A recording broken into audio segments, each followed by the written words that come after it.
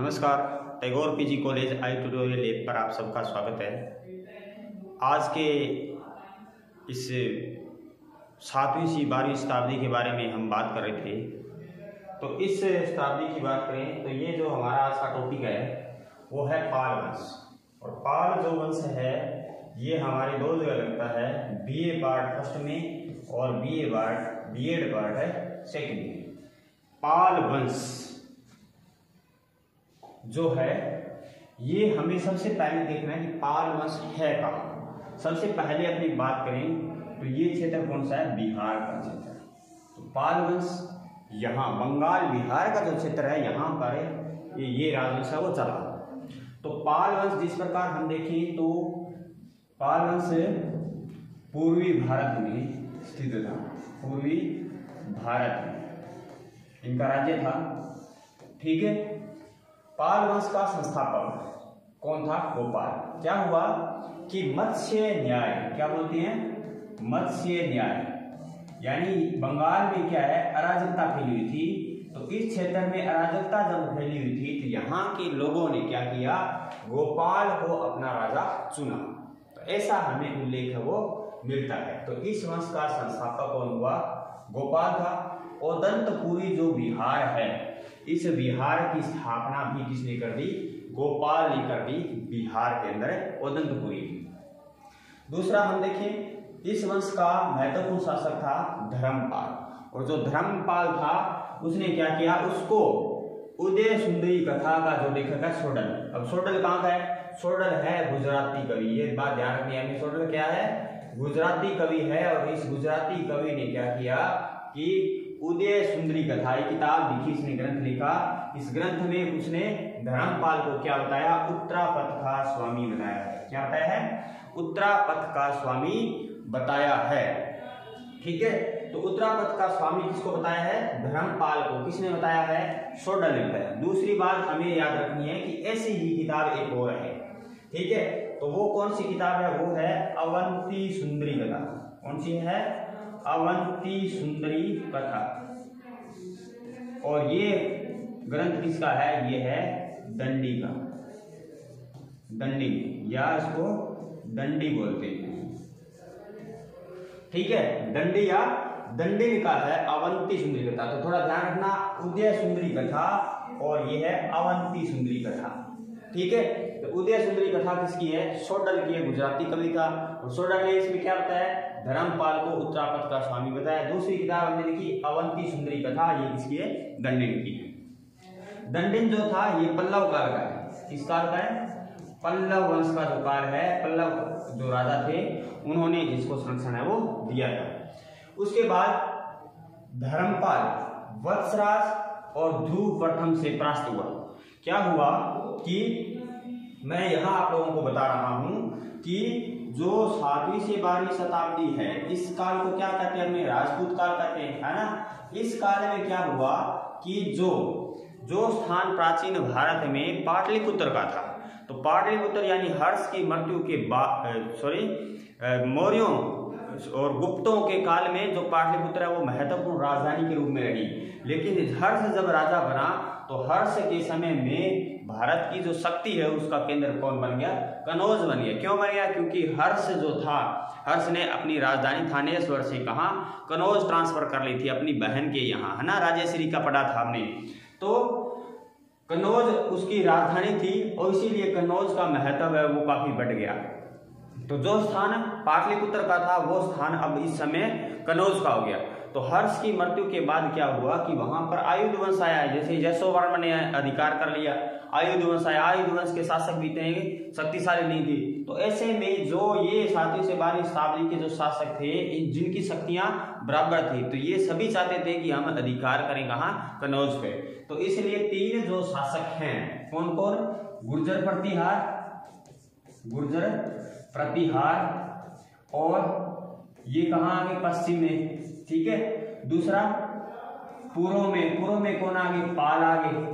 और दक्षिण में कौन आगे, राष्ट्रकूट, ठीक है। तो ये तीनों शासक क्या है कि इस तीनों राजवंशों के शासक यहाँ अधिकार करना चाहते हैं। तो कनौज को लेकर के गुर्जर प्रतिहार, पाल शासक और राष्ट्रकूटों के मध्य क्या हुआ, एक त्रिपक्षीय संघर्ष हुआ और इसी त्रिपक्षीय संघर्ष में अंतिम रूप से जो विजयी हुए वो कौन हुए? गुर्जर प्रतिहार हुए, जिन्होंने इस कन्नौज पर अधिकार है वो कर लिया। तो इस त्रिपक्षीय संघर्ष में पालों ने भी भाग लिया और राष्ट्रकूटों ने भी भाग लिया, है ना। तो गुर्जर प्रतिहार वंश का जो शासक था वत्सराज, तो वत्सराज ने क्या किया? धर्मपाल को परास्त कर दिया। वत्सराज ने क्या किया? धर्मपाल को परास्त कर दिया। गुर्जर प्रतिहार शासक है और इसी बीच ध्रुव आ गया दक्षिण से, क्योंकि राष्ट्रकूट शक्ति यानी ध्रुव पहला व्यक्ति था जिसने उत्तर भारत की जो राजनीति उसमें हस्तक्षेप किया कन्नौज को लेकर के। तो ध्रुव ने क्या किया? धर्मपाल को परास्त वो कर दिया। इस प्रकार वत्सराज और ध्रुव दोनों से क्या है कि धर्मपाल है वो परास्त हो गए, ठीक है ना। ये जो धर्मपाल था इसने किया आक्रमण किया, कहाँ? कन्नौज पर किया। कन्नौज का जो शासन सत्ता है वो आयुध वंश के शासक को सौंपी। किसको? क्योंकि धर्मपाल ने किसका पक्ष लिया था? इसने लिया था चक्रा युद्ध का, ठीक है ना। चक्रा युद्ध का धर्मपाल ने पक्ष लिया, इसका पक्ष लिया। इसीलिए क्या है कि इंदिरा युद्ध वत्सराज इसका पक्ष लिया। तो दोनों क्या है कि एक दूसरे के खिलाफ आ गए और बाद में वत्सराज ने धर्मपाल को परास्त कर दिया और ध्रुव ने बाद में क्या किया? वत्सराज और धर्मपाल दोनों को परास्त है वो कर दिया था, ठीक है। इस प्रकार हम देखते हैं कि धर्मपाल दोनों से शासकों से परास्त हुआ, वत्सराज से और ध्रुव से। लेकिन ध्रुव ने क्या किया? इन दोनों को परास्त है वो कर दिया।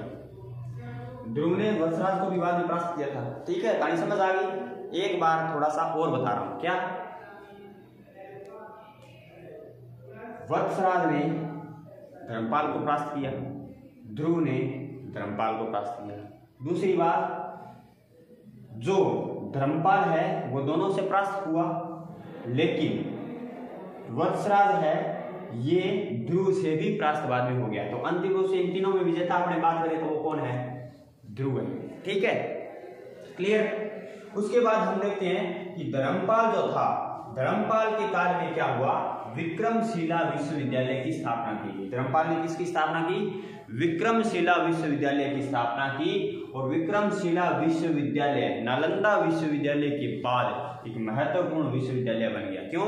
क्योंकि ये जो पाल शासक थे, पाल शासकों ने सर्वाधिक जो महत्व जो दिया वो दिया विक्रमशिला विश्वविद्यालय को। इसलिए हम देखते हैं कि नालंदा विश्वविद्यालय का जो महत्व है वो अब धीरे धीरे घटने लगा। क्यों घटने लगा?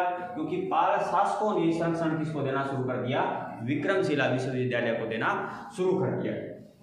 उसके बाद सोमपुरी में क्या किया? इसने मठों का निर्माण करवाया। तो मठ यानी बौद्ध भिक्षुओं के रहने के लिए, और क्या किया गया? सोमपुरी के अंदर भी मठों में का निर्माण है वो धर्मपाल के द्वारा करवाया गया।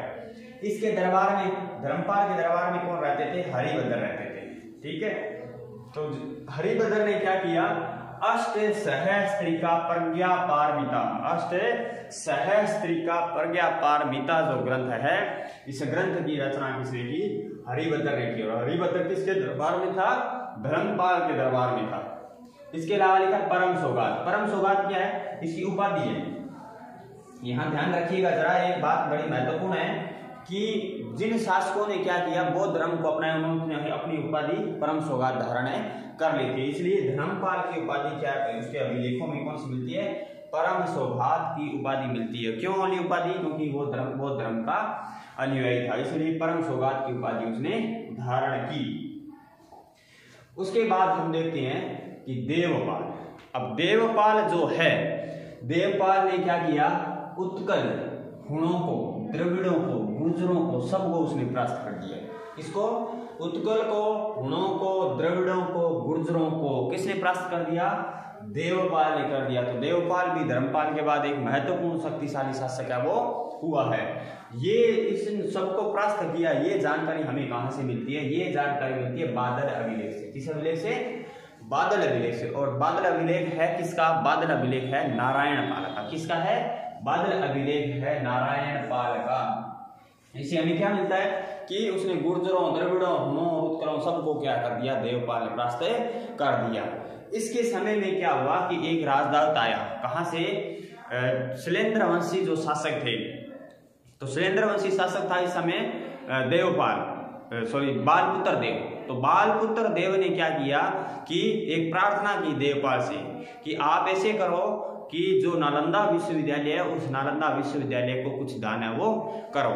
इसीलिए अब देवपाल ने क्या किया, बालपुत्र देव की प्रार्थना पर नालंदा विश्वविद्यालय को 5 गांव दान में दे दी। तो क्या लिखा है, शैलेंद्र वंशी शासक बालपुत्र देव की प्रार्थना पर नालंदा को 5 गांव है वो दे दिए। ठीक है, 5 गांव दान में किसने दिए, देवपाल ने दिया। रह जाएगा बालपुत्र देव है ये भी और ये भी देवपाल है। ठीक है, तो इसके समकालीन शैलेंद्र वंशी शासक है। गुर्जर प्रतिहार शासक रामभद्र और मिहिर भोज को परास्त किया। तो देवपाल ने क्या किया, गुर्जर प्रतिहार शासक जो रामभद्र है उसको परास्त किया और मिहिर भोज को भी उसने परास्त है वो कर दिया। इसके अलावा बौद्ध धर्म का पुनरुद्धारक किसको कहा जाता है, देवपाल को बौद्ध धर्म का पुनरुद्धारक कहा जाता है। तो देवपाल को क्या कहा जाता है, बौद्ध धर्म का पुनरुद्धारक कहा जाता है। यानी पुनरुद्धारक या पुनर्स्थापक, पुनरुद्धारक या पुनर्स्थापक इसको कहा जाता है। दूसरा हम देखते हैं कि जो देवपाल है, देवपाल की बाद में आगे वाला जो शासक आया वो है महिपाल प्रथम। ये भी एक महत्वपूर्ण शासक है। क्यों है, क्योंकि महिपाल को क्या कहा जाता है, दूसरा संस्थापक। पाल वंश का दूसरा संस्थापक, पाल वंश का दूसरा संस्थापक कौन है, महिपाल प्रथम है। अब ध्यान रखिएगा जरा, क्या बात ध्यान रखनी है, एक हमने वहां पढ़ा था किसमें, गुर्जर प्रतिहार जो शासक थे वहां भी हमने क्या पढ़ा था कि महेंद्रपाल महिपाल नाम पढ़े थे ना, तो वहां भी एक महिपाल आया था और यहाँ भी क्या है, एक महिपाल है। इसलिए ध्यान रखिए महिपाल पाल वंश का शासक भी और गुर्जर प्रतिहार शासक भी है। तो दूसरा संस्थापक जो है पाल वंश का वो किसको कहा जाता है, महिपाल को कहा जाता है। उसके बाद राजेंद्र चोल को परास्त हुआ। अब राजेंद्र चोल कौन है, चोल वंश का प्रतापी शासक था राजेंद्र चोल, और जिसने क्या किया, गंगा तक के क्षेत्र पर अधिकार कर लिया था, गंगा घाटी पर, और उसने गंगे कोंड चोलपुरम की स्थापना उसने कर दी और गंगे कोंड की उपाधि भी उसने धारण है वो कर ली थी। तो राजेंद्र चोल बड़ा शक्तिशाली था, श्रीलंका को पूर्ण रूप से उसने परास्त करके अपने अधिकार में ले लिया था। तो राजेंद्र चोल भी एक शक्तिशाली था। उसने क्या किया कि जो गंगा घाटी का अभियान किया, उस अभियान के बाद क्या किया, उसने महिपाल को भी परास्त है वो इसमें कर दिया था। तो महिपाल प्रथम राजेंद्र चोल से परास्त है वो हुआ है। अभी हमने चोल काल पढ़ा नहीं है, चोल काल पढ़ेंगे तब इसकी और ज्यादा डिटेल में आप लोगों को बताऊंगा। दीपंकर अतीशा को तिब्बत भेजा, किसने, महिपाल प्रथम ने दीपंकर अतीश को, यानी बौद्ध धर्म का प्रचार प्रसार करने के लिए, तिब्बत के लोगों को बौद्ध धर्म के बारे में बताने के लिए किसको भेजा, दीपंकर अतीश को तिब्बत भेजा। ये थोड़ा ध्यान रखिएगा, दीपंकर अतीश कहाँ गया, तिब्बत गया। उसके बाद हम बात करते हैं रामपाल। रामपाल जो था इस वंश का, इस वंश के काल में क्या किया गया, रामपाल चरित्र लिखी गई। क्या लिखी गई, रामपाल चरित्र, और लिखी किसने, संध्याकर नंदी। किसने लिखी, संध्याकर नंदी ने रामपाल चरित्र है वो लिखी। किस शैली में, सलेश शैली में रामपाल चरित्र संध्याकर नंदी द्वारा लिखी गई। किसके काल में, रामपाल के काल में लिखी गई, रामपाल काल के काल में लिखी गई। इस रामपाल चरित्र में क्या किया गया है, संध्याकर नंदी ने खुद को क्या कहा है, कलिकाल वाल्मीकि। उसको क्या कहा है, कलिकाल वाल्मीकि। वाल्मीकि क्यों गए, क्योंकि रामायण किसने लिखी, वाल्मीकि ने लिखी है ना। इसलिए इस रामपाल चरित्र में है क्या, एक तो इस रामपाल का वर्णन है और दूसरा राम की कथा है। क्या है इसमें, राम की कथा है, राम की कथा और रामपाल के जीवन के बारे में बताया गया। इसलिए संध्याकर नंदी ने खुद को इसमें क्या कहा है, कलिकाल वाल्मीकि कहा है। दूसरा, रामपाल को इसमें क्या कहा है, राम कहा है। रामपाल को क्या कहा है, राम कहा है। इस रामपाल चरित्र में और क्या मिलता है, इसमें मिलता है कि केवर्त कौन थे, कृषक समुदाय था, और इस केवर्तों का ने क्या किया, विद्रोह कर दिया था। तो इस विद्रोह का वर्णन भी हमें रामपाल चरित्र में मिलता है कि केवर्तों ने विद्रोह किसके नेतृत्व में किया था, चोड़ भीम के नेतृत्व में किया था। तो भीम के नेतृत्व में केवर्तों ने विद्रोह कर दिया, तो रामपाल ने क्या किया, इस विद्रोह को दबा दिया था। तो ये वर्णन भी हमें किस में मिलता है, रामपाल चरित्र के अंदर मिलता है, जिसकी रचना संध्याकर नंदी ने की है। अंत में गंगा में डूब करके आत्महत्या है वो रामपाल ने कर ली। ठीक है, तो गंगा में डूब कर किसे पाल शासक ने आत्महत्या कर ली, तो वो कर ली थी रामपाल ने। मदनपाल क्या था, इस वंश का अंतिम शासक था। अंतिम शासक कौन है, मदनपाल है। इसके अलावा हम बात करते हैं विक्रमशिला विश्वविद्यालय की। क्यों, क्योंकि पाल जो शासक थे उन्होंने विक्रमशिला विश्वविद्यालय को काफी संरक्षण है वो दिया था। ठीक है, और इस विश्वविद्यालय की स्थापना किसने की, इसकी स्थापना की थी धर्मपाल ने। और देवपाल ने क्या किया था, देवपाल ने तो बालपुत्र देव के कहने पर 5 गांव नालंदा को दी थे ना। तो विक्रमशिला को पाल शासकों ने ज्यादा महत्व दिया। यहाँ कौन थे, दीपंकर अतीश है, अभ्यंकर है, ज्ञानपाद है, रतनव्रज है और संत रक्षित जैसे विद्वान कहाँ रहते थे, विक्रमशिला विश्वविद्यालय में रहते थे। धर्मपाल ने उनको संरक्षण है वो दिया था। ठीक है ना, कौन कौन, दीपंकर है, अभ्यंकर है, ज्ञानपाद, रतनव्रज और संत रक्षित है। 1203 में बख्तियार खिलजी ने क्या किया, इसको जला दिया। और हम देखते हैं कि जो बख्तियार खिलजी है, बख्तियार खिलजी जिस प्रकार कुतुबुद्दीन ऐबक जो था, कुतुबुद्दीन ऐबक जिसने क्या किया, सल्तनत काल की स्थापना की, 1286 से 10 तक जिंदा रहा था ये ना, तो इसका काल था। तो कुतुबुद्दीन ऐबक जिस प्रकार गौरी का गुलाम था, उसी प्रकार बख्तियार खिलजी भी गौरी का गुलाम था। ठीक है, तो दिल्ली और राजस्थान का, पंजाब का ये एरिया जो है पश्चिम वाला, मध्य वाला, ये एरिया किसके अंदर में होता, कुतुबुद्दीन ऐबक के। और बख्तियार खिलजी क्या था, ये यहाँ से चला गया इधर पूर्वी तरफ, है ना, पूर्वी भारत में चला गया। और यहाँ पर क्या था, पूर्वी भारत, पूर्वी भारत में किसका शासन था, सेन वंश का था। किसका शासन था, सेन वंश का था। ठीक है, तो बख्तियार खिलजी यहाँ गया और यहाँ उसने क्या किया, कई क्षेत्रों को विजिट किया। ऐसे में जो यहाँ का शासक था लक्ष्मण सेन, सेन वंश का लक्ष्मण सेन था, तो इसको भी उसने परास्त किया। इसी बीच वो घोड़े का व्यापारी बनकर के घूम रहा था, इसको परास्त कर दिया। और दूसरा हम देखते हैं कि नालंदा विश्वविद्यालय वो गया, उसने सोचा कि कोई बड़ा दुर्ग है, उस पर आक्रमण करूं, तो उसने वहां आक्रमण किया। देखा तो अंदर क्या थे, बौद्ध भिक्षु घूम रहे थे, तो सबकी हत्याएं कर दी गई। नालंदा विश्वविद्यालय में आग लगा दी, आग लगा दी। सारी कुछ क्या थी, पुस्तकें थी, वहां ग्रंथ थे बड़े बड़े, तो बौद्ध धर्म का इतिहास है, उनसे संबंधित जो पुस्तकें थी सारी की सारी जल करके राख हो गई। उसी प्रकार जब वो आगे बढ़ा तो कौन सा विश्वविद्यालय मिला उसे, विक्रमशिला। तो विक्रमशिला विश्वविद्यालय के अंदर भी वो गया और उसने दुर्ग समझ करके आक्रमण तो कर दिया, लेकिन वहां फिर उसे बौद्ध भिक्षु मिले, इसलिए उसने उसी में आग लगा दी। इस प्रकार नालंदा और विक्रमशिला विश्वविद्यालय दोनों को जला करके 1203 के अंदर बख्तियार खिलजी ने नष्ट है वो कर दिया। तो बौद्ध धर्म के संबंधित ग्रंथ सारे के सारे नष्ट हो गए। ठीक है, अब एक बार हमें रिपीट करते हैं। पाल वंश, पाल वंश का संस्थापक गोपाल, मत्स्य न्याय के लिए जनता ने चुना।